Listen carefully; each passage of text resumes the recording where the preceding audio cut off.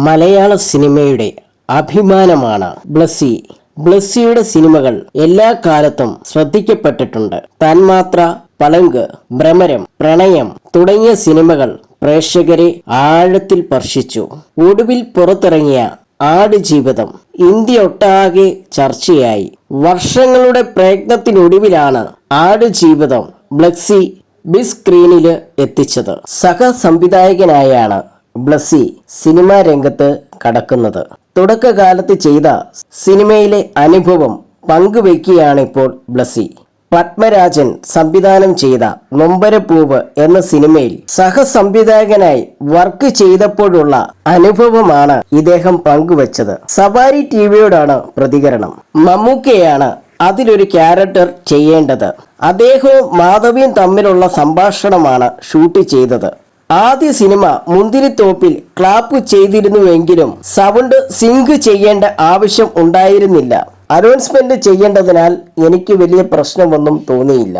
പക്ഷേ ഈ സിനിമയിലേക്ക് എത്തിയപ്പോൾ സീൻ പറഞ്ഞ് ക്ലാപ്പടിച്ച് വേണം ഓടി മാറാൻ. പൊതുവെ മുക്കിയും മൂളിയും ഞെരിങ്ങിയും സംസാരിക്കുന്ന ആളാണ് ഞാൻ. അതിനേക്കാൾ മോശമായിരുന്നു ആ കാലത്ത്. ഞാൻ ക്ലാപ്പടിക്കുമ്പോൾ സീൻ പറഞ്ഞു കുഴഞ്ഞു. അപ്പോഴേക്കും എല്ലാവരും ചിരിച്ചു, ബഹളവുമായി. ഒന്നുകൂടി പറഞ്ഞപ്പോൾ വീണ്ടും കുഴഞ്ഞു. അപ്പോഴേക്കും മമ്മൂക്ക വേറെ ആരുമില്ലേ ഇതൊന്നടിക്കാൻ എന്ന് ചോദിച്ച് ഭയങ്കരമായി ഷൗട്ട് ചെയ്യുകയും ദേഷ്യപ്പെടുകയും ചെയ്തു.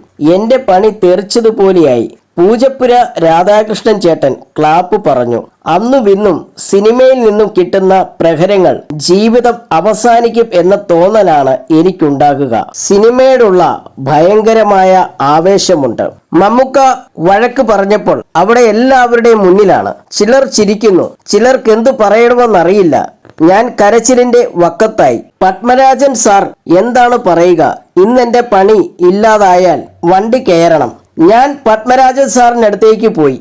എന്തു പറയണം എന്നറിയാതെ തല കുനിച്ചു നിന്നു. സാരമില്ലടാ, നീ പഠിച്ചിട്ട് പറഞ്ഞാൽ മതി. ഉച്ച കഴിഞ്ഞ് നീ തന്നെ ചെയ്താൽ മതിയെന്ന് അദ്ദേഹം പറഞ്ഞു.